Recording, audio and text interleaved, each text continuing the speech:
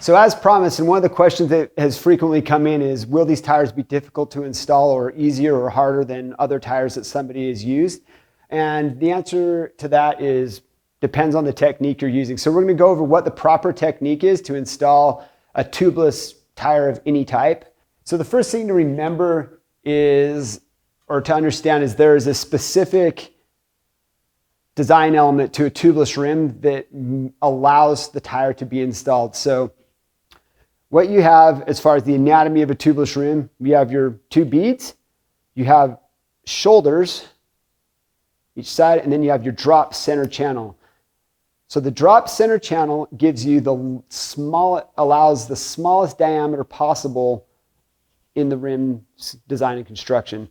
That diameter, or that channel there, is there to put the tire beads in so that you can install and remove a tire without using brute force and big metal tire levers and all those things. So when you're installing a tire, the first step is locate your valve stem.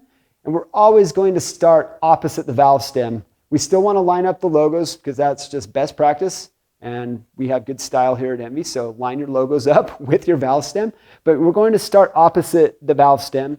And the reason for that is the rubber nub here from the end of the valve is going to cause conflict with that drop center channel. So that is going to, be something that the bead could get bound on. So we're going to start opposite the valve. We're going to locate our Envy logo, and we're just going to line it up there so that we're effectively lined up, and we're going to drop it onto the rim over here. Okay, so what I'm doing is I'm putting the bead in the drop center channel. Not up here on the shoulder, not on this shoulder, in the center channel, and then we're just going to work that first half of the bead on. Again, the goal is to do the Envy logo, the valve stem side last. So as you're going around, the tire can sometimes have, it can kind of sometimes pop up onto one of those shoulders. And if it does so, you just want to make sure it's seated. And so you put that first bead on, and now I'm just going to go around and make sure that as much of the tire, all of the tire bead is in that drop center channel. So a good indicator is you can see the shoulder on that side, and you can see the bead here, so you know that it's not on any of that shoulder. So here at the valve stem, you'll see that space is a little bit narrower because it is, being prevented from dropping into the drop center channel because the valve's there. So again, going back to opposite the valve, I'll just set this here. We're just going to work the tire bead on. Again, making sure that the bead is in that drop center channel as much as possible. So it can get a little tight. So now we have about 6 inches left, and we are just going to work it on. Okay, so you see, it takes a little bit of elbow grease, but nothing extreme, no tire levers required. And again, the key to that is making sure that the drop center channel is holding the tire bead. Okay, so now we have the whole tire bead installed, we have the whole tire installed.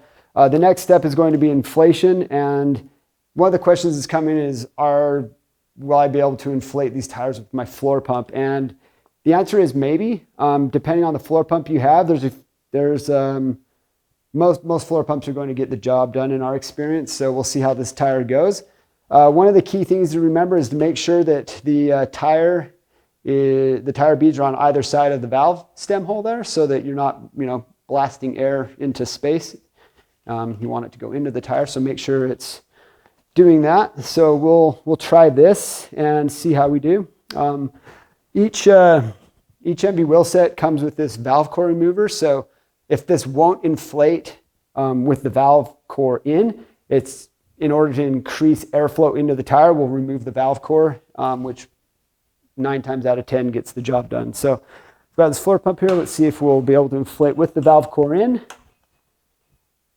And if not, we will remove the valve core and see how we do that. So just set that down.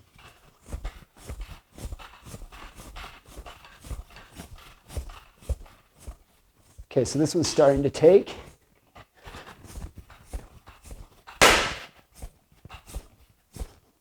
So we're at 40 psi. So we're at 40 psi, and this is a 29 millimeter tire. So you're hearing the bead seat. There we go.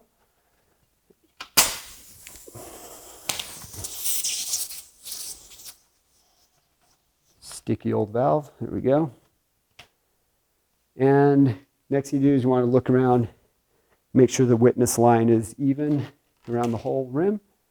And this looks like it has seated. So in the case that that wouldn't have inflated with the valve core in, we can take this fancy valve stem cap / valve removal tool, and we'll remove the valve core, and I'll show you how we do that as well. So if this wouldn't have inflated, you remove the valve core. You can pop the beads off again.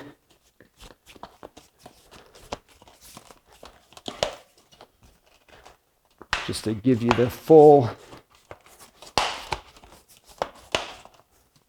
So again, make sure that the bead is covering the whole valve stem so the air will go in the rim. So now without the valve core in, we will do the same thing. We've got our valve core inside the valve core removal tool. So we'll just set that aside. And we will now, we've attached the pump head to the raw valve core with no, or the valve stem with no valve core. And we'll just inflate it again.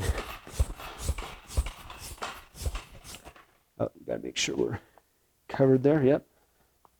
And we'll just inflate one more time.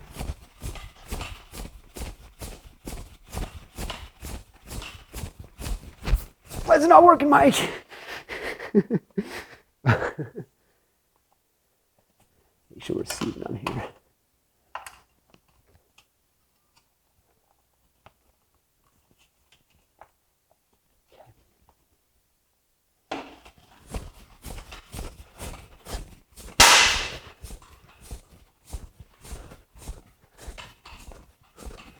Okay, so same thing. We're at 40 psi, and the valve or the tire beads have seated, as indicated by the snapping noise of them going up onto those shoulders. Looks like we have seated the tire everywhere. So we'll remove this. So there's no valve core in here. So as I remove this, all the air is of course going to flow out, which is okay, because the tire bead has seated onto the shoulders, which is where the seal is created. So pumping it up the next time is going to be really easy. I'm winded.